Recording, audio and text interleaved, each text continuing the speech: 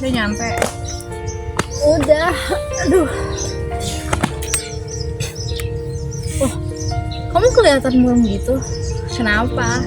Gak tau Har, akhir-akhir ini kayak banyak banget kuliah, masa depan.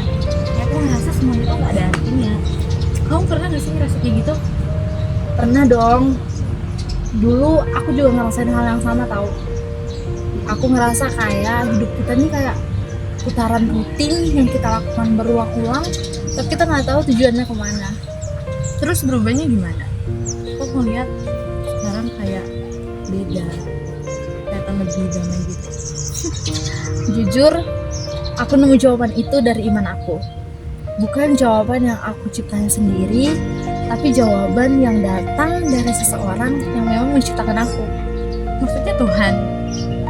Iya, Aku agak skeptis sih soal itu Har. Kayak buat apa Tuhan peduli sama orang-orang yang biasa kayak aku? aku juga pernah mikir hal yang sama, Rel. Tapi aku nemuin satu ayat yang benar-benar buat aku berhenti dan berpikir ulang. Ayat itu tertulis di Yohanes 3:16. Dan ayat itu ngomong kayak gini, Rel. Karena begitu besar kasih Allah akan dunia ini, sehingga ia telah mengaruniakan anaknya yang tunggal, supaya setiap orang yang percaya kepadanya tidak binasa, melainkan memperoleh hidup yang kekal. Kamu tahu nggak? Kata setiap orang di situ kayak menekankan ke kita, bukan cuma untuk orang yang sempurna, orang yang selalu benar, tapi kamu, aku, dan siapapun orangnya, Aurel. Tapi aku udah banyak salahnya Har. Banyak banget. Masa sih masih diterima?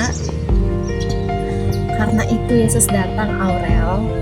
Yesus datang bukan untuk orang yang sempurna, yang udah sempurna, tapi Yesus datang tuh untuk orang yang dia tahu kalau dia lagi butuh pertolongan. Nah, Roma 5 ayat 8 ngomong kayak gini. Akan tetapi Allah menunjukkan kasih-Nya kepada kita oleh karena Kristus telah mati untuk kita ketika kita masih berdosa. Aurel, kasih itu datang bukan harus ketika kamu udah harus layak, bukan kamu harus layak dulu, tapi kasih itu datang ketika kamu belum layak. Jujur, belum pernah ada orang yang ngomong kayak gini sebelumnya ke aku. Dan ini beda dari yang aku bayangin. Dan ada satu hal lagi yang bikin aku gak pernah lupa. Yesus sendiri yang bilang di Yohanes 14 ayat 6.